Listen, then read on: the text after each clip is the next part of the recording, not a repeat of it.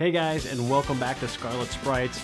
Back again today with, not surprisingly, more SNK stuff. We're taking a small departure from Neo Geo, however, and looking at RetroHQ's Neo Geo Pocket SD, which is of course a flash cart for the handheld of the same name. That's up next.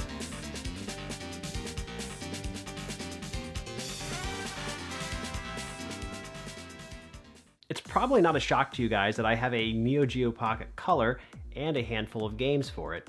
The system was largely unsuccessful, but it is still a really cool handheld that features some fun Neo Geo ports, as well as what I would consider a decent portable Sonic game. The console even features a clicky thumbstick from an era when they weren't so very hard to make. I've primarily collected the staple, non-fighting Neo Geo ports for this system and have found them to be mostly decent games. Now I'll pause for a second and mention what some of you already know about me. I'm not big on portable systems. I rarely ever even undock my Nintendo Switch, so the thought of playing games on a non-backlit sub 3-inch screen isn't all that appealing to me outside of the novelty factor. This is one of those rare cases where my preference would actually be to emulate these titles and play them on a television.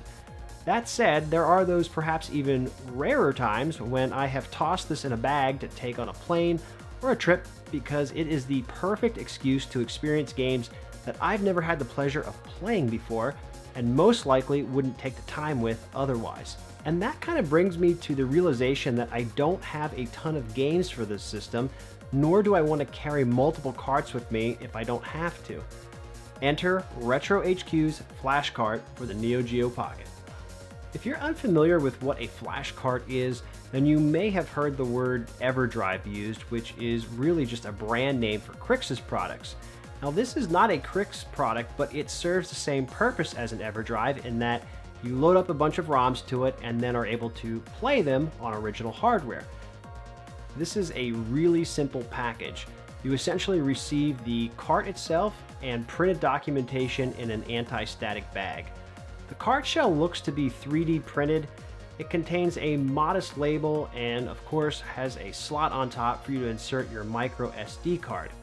Of note, micro SD cards up to 32 gigabytes are supported.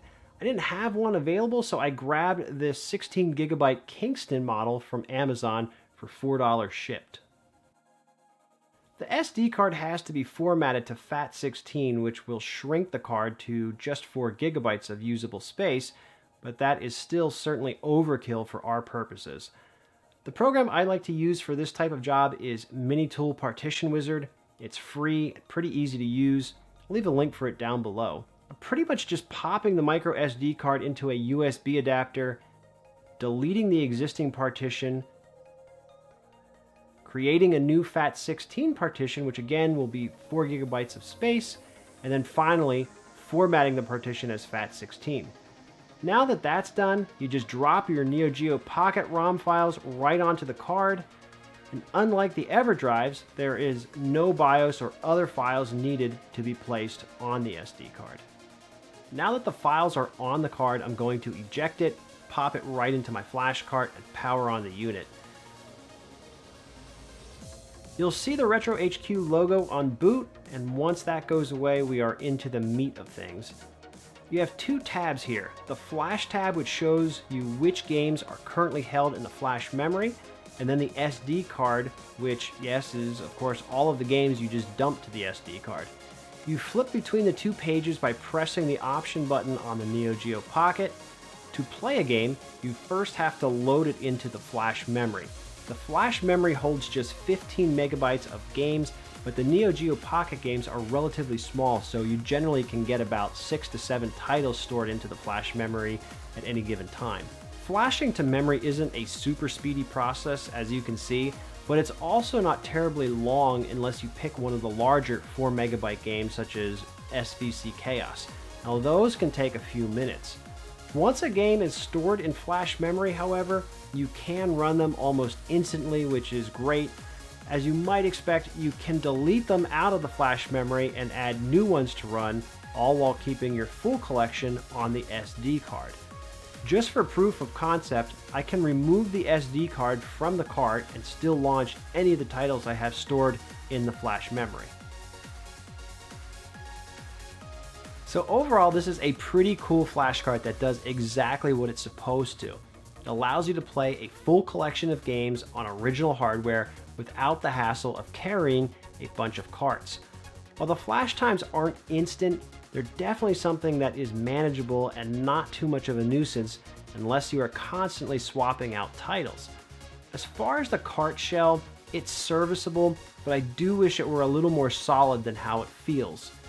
These criticisms are minor, however, and in fact, there really isn't a need to remove the cart once you've placed it inside of your console. I should also note that compatibility-wise, the flash cart works with any Neo Geo Pocket console, so those of you with the monochrome edition can use this as well if you so choose. If you are interested in picking one of these up, I will drop a link down below where you can sign up for RetroHQ's waitlist. Yes, another product that is being produced on demand that you are going to have to wait for. Unlike the JNX console though, you can actually add yourself to the waitlist and just tough this out. I'm not going to pull punches here. I believe I waited about 7 months for this to arrive, so if you are at all interested, I would get on that list soon. Once it's your turn, you are contacted via email by RetroHQ and sent a PayPal invoice, so you don't pay until it's ready to ship. And finally, my favorite part of any video, price. This is $100 US shipped to your door from the UK, or if you live in the UK, it's £70. This puts the Neo Geo Pocket SD in line with many other similar flash carts, notably the ones we just referenced earlier from Crix. And that is my time for today, guys. If you have any questions, drop them down below. I'd also be interested in hearing how many of you even have a Neo Geo Pocket, as it doesn't seem to exactly be the most popular console out there. I know the SNK fanboys definitely have them. Maybe you even have a few of the variants, which are really cool. Anyways, thanks so much for watching. Don't forget to like, comment, and subscribe, and I will catch you all next time. Later, guys.